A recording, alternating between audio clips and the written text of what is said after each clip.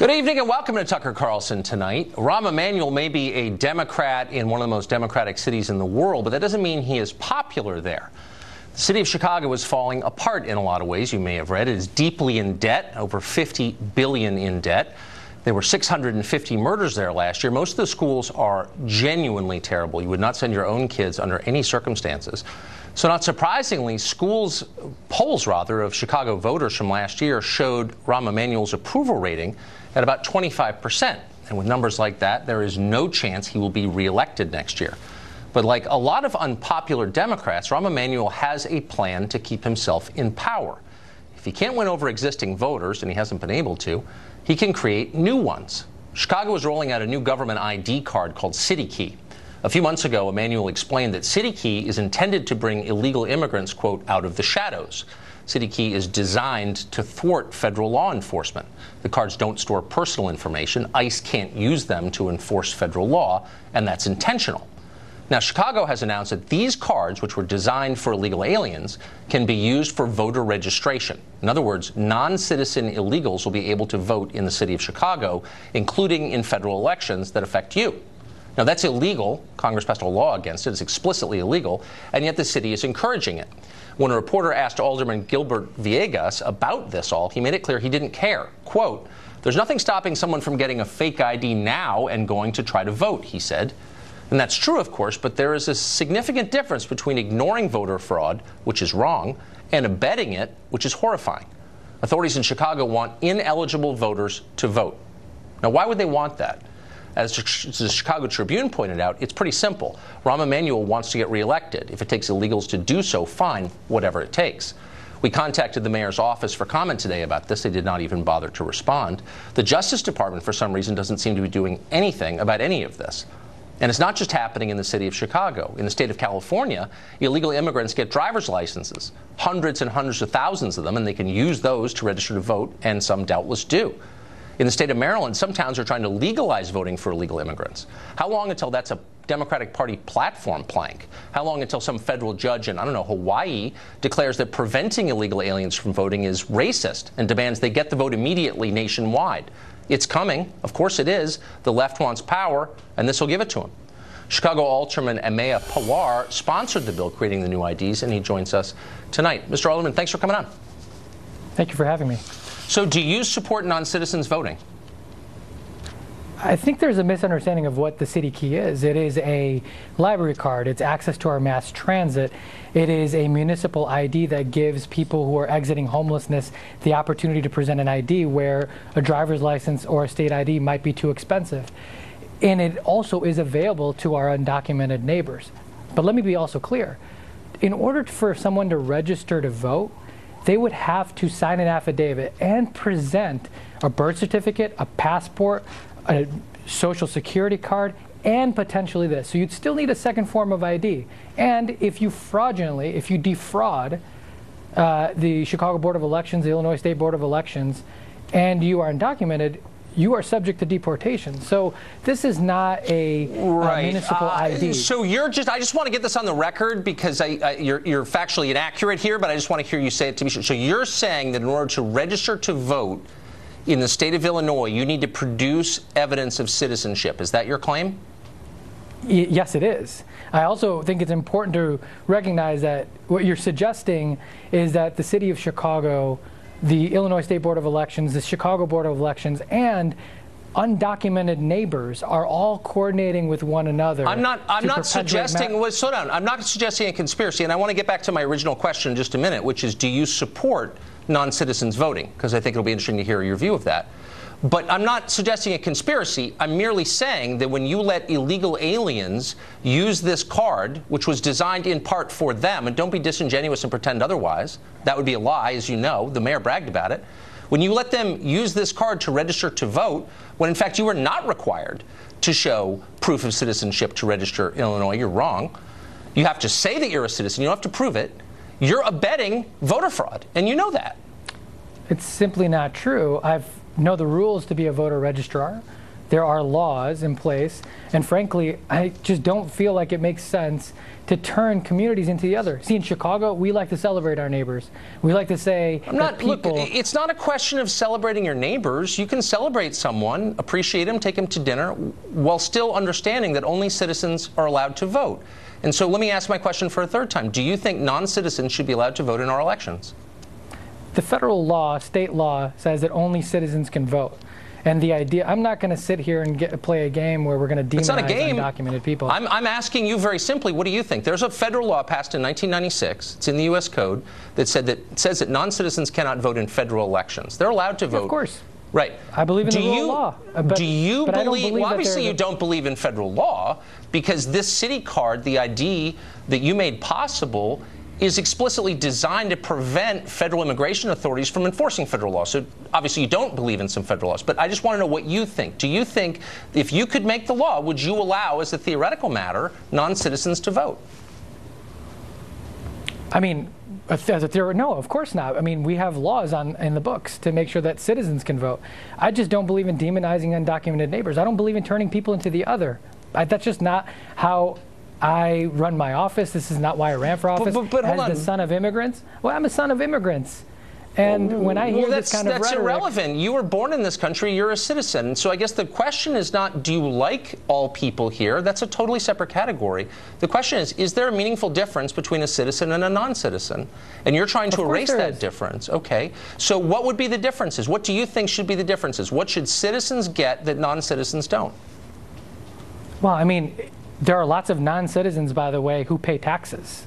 There are lots of non-citizens, undocumented neighbors who serve in our army, who serve in our armed forces, who have died for both of us. You're trying to elide past my question. Again, this is not a referendum on whether they're nice people or whether some of them add a lot. I mean, I agree with you. Some of them have given their lives. Okay, that is absolutely true. But I'm asking you a much deeper question, and you may not get this in your political life often, but it has to do with citizenship, which is the foundation of the country. So what is the distinction between citizens and non-citizens? What do citizens get that non-citizens don't? Why is that a meaningful distinction? Well, citizens have access to a Social Security card and some more access to our social safety net. And those distinctions have always been in place, which is why people work so hard to come here to become a part of our American fabric. This is what my parents came here. I just don't believe that, you know, these dog whistles, and I'm not suggesting you're making them. What I am saying is that people around the country... What do you mean by dog whistle? What does that mean?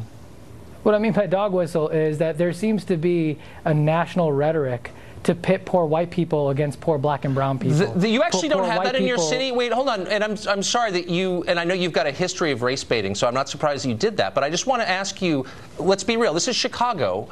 Chicago is not a city where anybody's trying to win a lot of poor white voters. African-American voters are dissatisfied with the mayor.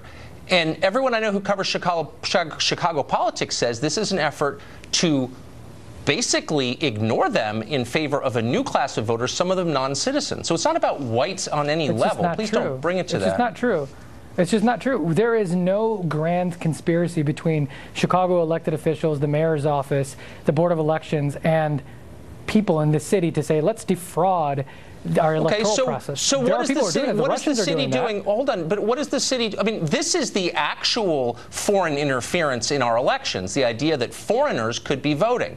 So you're doing a lot for illegal aliens in your city. What are you doing to prevent them from voting in elections? So let's also be clear. There's one, evidence that the Russians' foreign influence has meddled in our elections. Well, there's more evidence that foreigners are voting in our elections. So what are you doing about it if you care about foreign interference? I mean, hey, I want to know why the Corbett Commission was disbanded, because they were certainly looking for all this information about what are you doing? You just gave an ID card to people here illegally in violation of our laws, and you're letting them use that card to register to vote. What are you doing to prevent them from voting? My family will have that ID card, and will use it to go check out books at the library, just like someone else will. I'll use it to get on a train. I mean, this is a municipal ID. But I'm talking about voting, which is different from all those things, but you don't want to answer the question. I appreciate it, Mr. Alderman. We're out of time. It's been 9 minutes. Anthony Napolitano is also a Chicago alderman, and he joins us now. Mr. Napolitano, thanks for coming on.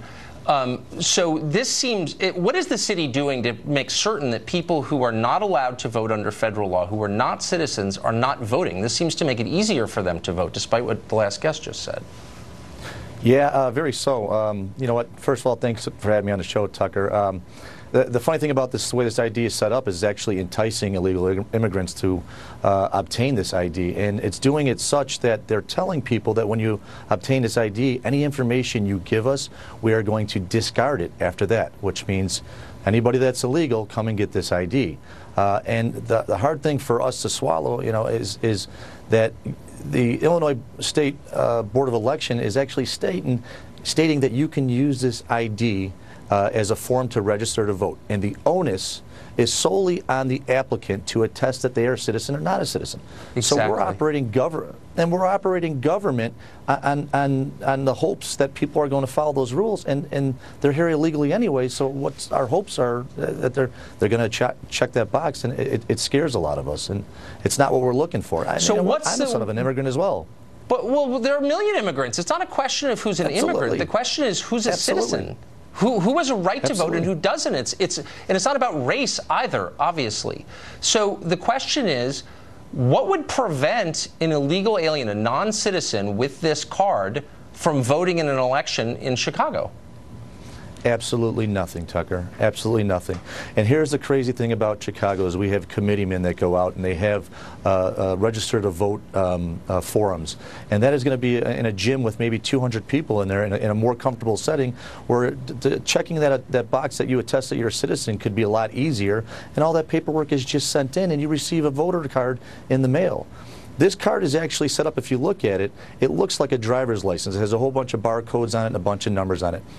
If all the information's thrown out on these people applying for this, what does that even come back to? Well, you're documented undocumented. Exactly. Residents. And so our last guest, your fellow alderman, told us that in order to get registered to vote in Chicago, you had to produce a birth certificate. That's not true, is it? It's absolutely not true. And then, you know what, so that's a lie. I just want to be totally clear. That's a lie that he just told. We actually pulled it off the computer. We pulled off a sheet as well, and you can actually fill it out online, mail it in. You check a box and you sign your name to it. That's it. That's pretty much it. Okay. Well, I appreciate that. And in fact, I want to bring our previous, I don't know if he'll come back, but I just want to confront him with that because I think, is he willing to come back? I'm asking my producer. So you just heard that. You claimed at the beginning of our segment that you had to show proof of citizenship, a birth certificate in order to register to vote, but that's not true. And I just want to be totally clear with our viewers of that. Do you want to stick with that false claim? I read the rules and the law, so I'm not sure where Anthony Napolitano, Alderman Napolitano, is getting this information from. But clearly, there's a difference of opinion here and a difference of facts. Okay, so but are you saying that every person who registers to vote in your state has shown proof of citizenship of the United States? Is that your claim? People who register to vote have to show two forms of ID. One of them could be a passport, which requires you to be a citizen, a birth certificate, which shows where you're born, a driver's license, a social security card, and now you can show this as one of the two. Oh, so you don't actually have to show proof of citizenship because, of course, this card has none of that data on it, and a social security card can be bought down the street. I mean, that's the whole point. Right. Okay. But you need Tucker, just a point of clarification too, as well, is that after this ID was created by the City of Chicago, the Illinois State Board of Election has come out and said that they will accept the city key as a form of ID to register to vote. Right. So you can go into there and we're crossing our fingers that you don't check that you attest. I got it. This is voter fraud. This is the end of citizenship, and unfortunately, it's also the end of the segment because we're totally out of time. Gentlemen, thank you both for that. That was interesting. We've got an update on that gun control rally that CNN held last week. After the event, a high school student called Colton Hobb claimed that CNN tried to give him a scripted question to ask on camera. Colton came on this show last week on Thursday to tell his story. CNN denied the account. Now, Colton and his parents sent us their email correspondence with CNN, which seemed to confirm Colton's claim that his question had been altered by a CNN producer. On Friday, we asked CNN to verify and comment on those emails because that was our journalistic duty, so we did it. A short time before air, CNN provided us a different set of emails. We immediately asked the Hobbs about those. They said they were being slandered by CNN, and that's where it stood. Two sides telling contradictory stories. Without access to their email accounts, we could only guess which one was telling the truth, and guessing is not enough. Tonight we have more. We have an update. The Hobb family concedes that they did remove a line from one of their emails in a way that might make some think its meaning had changed. Colton's father says it was accidental. We don't know. We can't prove or disprove that. But for the sake of honesty and full disclosure, to which we are committed, we have to tell you there is no evidence as of right now that CNN tried to give Colton Hobb a scripted question. And we wanted you to know that. A Republican congressman is reintroducing a Democratic bill from 2013 verbatim, word for word. But suddenly Democrats are not eager to pass it. Why is that? We'll tell you next.